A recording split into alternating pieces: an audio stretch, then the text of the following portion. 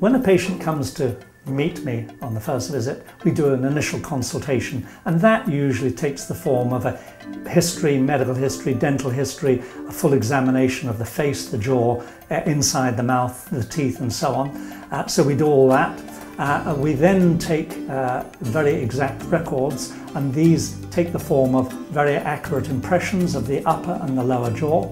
We then take a postured bite, because what we want to do is bring that lower jaw forward, simulating what the appliance will do. We bring the jaw forward, holding the jaw forward with some wax or silicone between the teeth, making sure that the jaw joints are comfortable in that position, and holding the jaw forward. And actually, while we're doing that, we can test whether the airway is a bit clearer, and we can just check that it's not causing the patient any jaw discomfort. So we do that.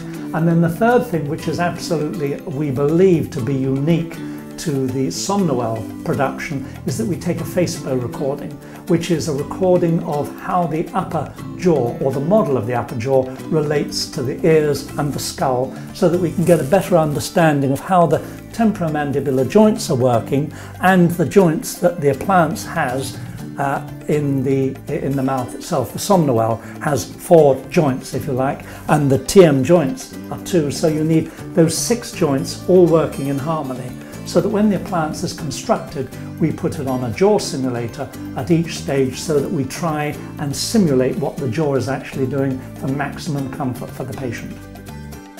Unlike many plastic devices that I have tried, which have a limited life expectancy based on the material, which is plastic, and these materials degrade or fail, chrome cobalt is a cast metal, so providing you look after your mouth and your teeth, they should last fairly indefinitely.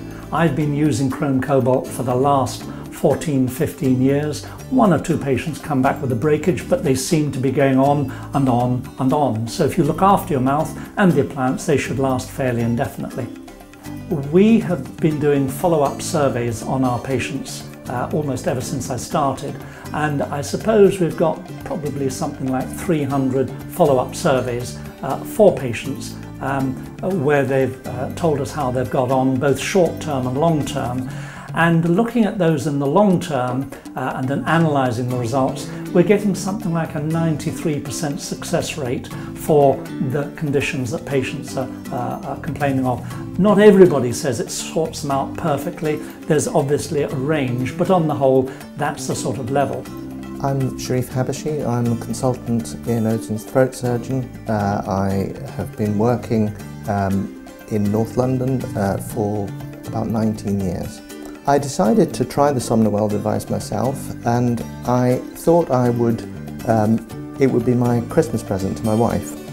I decided not to tell her anything about it until I'd actually had the device fitted, and I slept with it in for one night without saying anything to my wife. And then the next night, same thing, I slept with the device in, and then in the morning I asked her if she'd noticed any difference.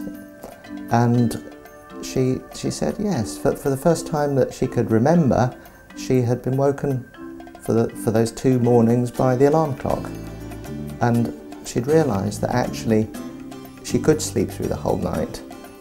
She had thought that she was, a poor sleeper now because she was getting older, but she now realised it was my snoring. And at first she was delighted, and then she was actually quite cross that she'd had to put up with that for so many years.